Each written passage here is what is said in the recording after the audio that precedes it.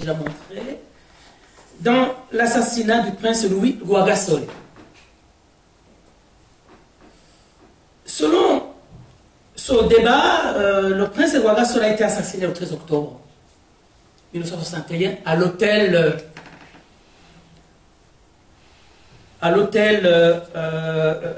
Tanganyika, qui se trouve justement précisément sur la plage du lac Tanganyika. Et il a été tué lors d'un dîner avec ses ministres, donc le 13 octobre 1961, tué par Jean Kajorgis, un grec résident à Bujumbura. Selon le journaliste belge Guy Pope, dans Africa Focus, volume 28, numéro 28, plutôt numéro 2, à la page 2015 et 156 et 164, publié en 2011, je cite, ouvrez les guillemets, Kajorgis, avant d'être exécuté pour meurtre, accusa sans équivoque Harwa et Régnier d'être responsables de l'assassinat. Citant les aveux de Kajorgis, les panélistes ont soutenu que, je cite, l'assassinat était commandité par le gouverneur belge pour le Rwanda-Urundi, Jean-Paul Harwa, avec la complicité du PDC, le Parti démocrate chrétien, dirigé par les fils du prince Pierre Baranyanga, et il s'appelait dans ses deux fils Jean-Baptiste Ndendereza et Joseph Biroli, qui s'opposaient à l'indépendance immédiate. Et ici, je souligne que, selon mon analyse, ces deux fils de Baranyanga n'étaient pas commanditaires, mais ils étaient complices, ce qui est une nuance, puisque les commanditaires étaient Jean-Paul Harwa et ceux qu'il représentait. Au début des années 1970, l'historien René Lemarchand, dans son livre intitulé Burundi, conflit ethnique et génocide, de la page 55 à la page 56, il souligne que, je cite, le secrétaire du Parti démocrate chrétien d'Europe, Madame Belva, aurait appris du régent belge Roberto Régnier que Rwagasore devait être tué. Fermez les guillemets. Madame Belva aurait eu cette révélation avant l'assassinat du prince Louis Rwagasore. En outre, selon le journaliste belge Guy Pope, dans la publication que j'ai déjà évoquée, je cite, ouvrez les guillemets, plusieurs jours avant son assassinat, le premier ministre du Burundi, Louis Rwagasore, a porté plainte contre 7 officiers belges, y compris le gouverneur général Jean-Paul Harwa et le régent Régnier. Dans cette même publication, le journaliste Pope a déclaré aussi que, je cite, ouvrez les guillemets, le ministre des Affaires étrangères belge de l'époque a menacé de licencier 3 anciens fonctionnaires coloniaux s'ils voyageaient au Burundi pour témoigner pendant le procès qui condamnait Kajorgis. Le prince Rwagasore n'avait que 29 ans quand il a été assassiné. Il a été assassiné à moins de 9 mois avant l'indépendance du Burundi, indépendance pour laquelle il avait lutté. Le mobile de ce crime crapuleux était leur tentative de retarder l'indépendance du Burundi et ainsi la repousser à 40 ans plus tard. Ça veut dire que le Burundi aurait été, selon le plan, indépendant en 2002, qui d'ailleurs coïncide avec, je dirais, la fin de la période intensive de la guerre civile au Burundi.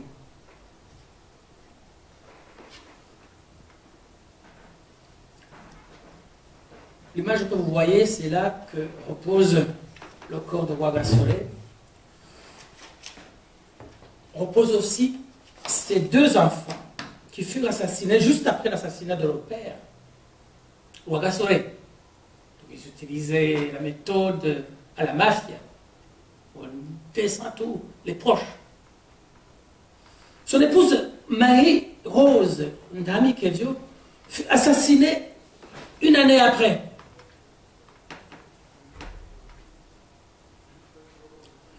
Elle était née d'un père de l'ethnie Hutu. Signalons au passage que Paul Mirekano a joué un des rôles, disons, déterminants dans le choix de l'épouse du prince Rwagasore en 1859. Monsieur Ndami Kedjo, le père donc de Marie-Rose, était un proche de Paul Mirekano Paul. Mirekano Paul et le prince Rwagasore ont fondé l'Union pour le progrès national du Prona en sigle en 1958. Mirekano, issu de l'ethnie majoritaire, apporta à l'Iprona la légitimité, le soutien de la majorité de la population, car il était très populaire, et le prince Rwagasore apporta à l'Iprona la légalité en tant que fils du roi, chef de l'État, bien que c'est Harwa, le gouverneur général, qui détenait la manche du couteau. La radio nationale, Radio-Télévision Nation du Burundi, a signalé la veille du 13 octobre 2017, lors de la commémoration, que, ouvrez guillemets, le prince Rwagasore, Louis, Mirekano Paul, Tadesse Moussi sont les fondateurs du parti UPRONA en 1950. Comme bien d'autres organisations indépendantistes africaines de cette époque, l'UPRONA a été boosté par le nom à la colonisation française,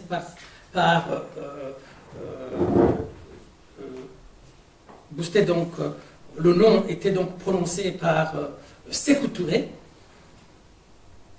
C'était aussi donc un nom à Dogol, à cette période-là. Sékou Touré, bien entendu, et son peuple guinéen, lors du référendum du 28 septembre 1958, donna accès à l'indépendance 14 jours plus tard. Les panafricanistes, Rwagasore et Mirekano, compris, tous les panafricanistes ont bien retenu la fameuse déclaration de Sékou Touré. Je cite, ouvrez les guillemets, « Nous préférons la liberté à la richesse dans l'esclavage. » Ce thème a été beaucoup développé dans les propos de Rwagasore et Mirekano Paul, surtout à la période de l'indépendance de la Guinée, qui a secoué toute l'Afrique. C'est dans ce contexte panafricain que l'UPRONA mena la lutte jusqu'à l'indépendance du Burundi.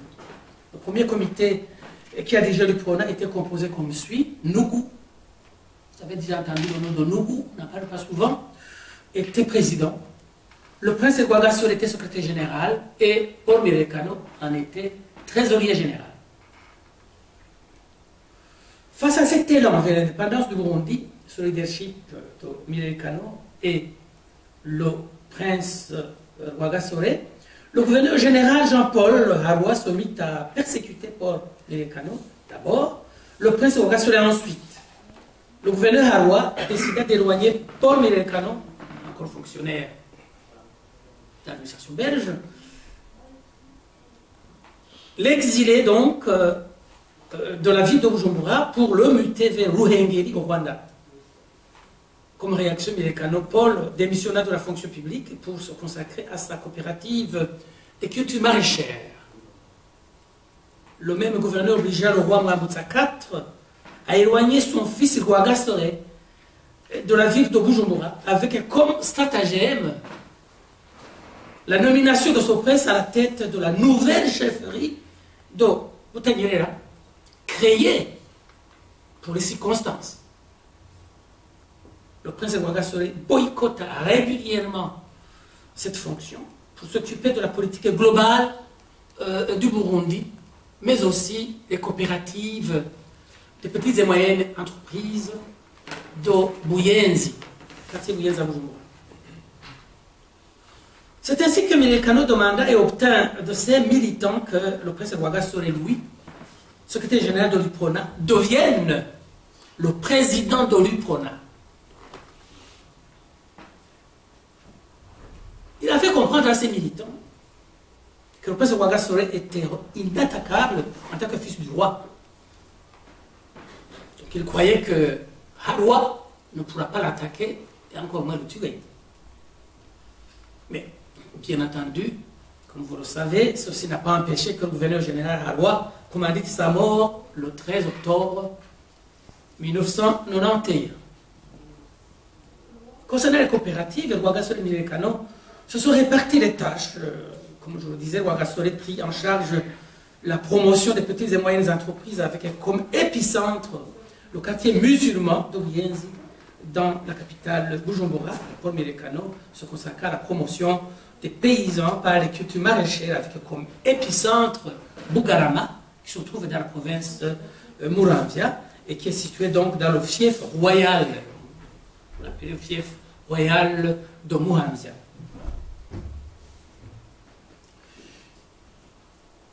Au premier congrès de l'UPRONA, en mars 1960, Rwagasore et Milekano demandaient l'indépendance complète et immédiate pour le Burundi. Ils ont demandé et obtenu l'établissement d'une monarchie constitutionnelle. Ils lancèrent un appel à la désobéissance civile avec le boycott des produits belges et le refus de payer les taxes.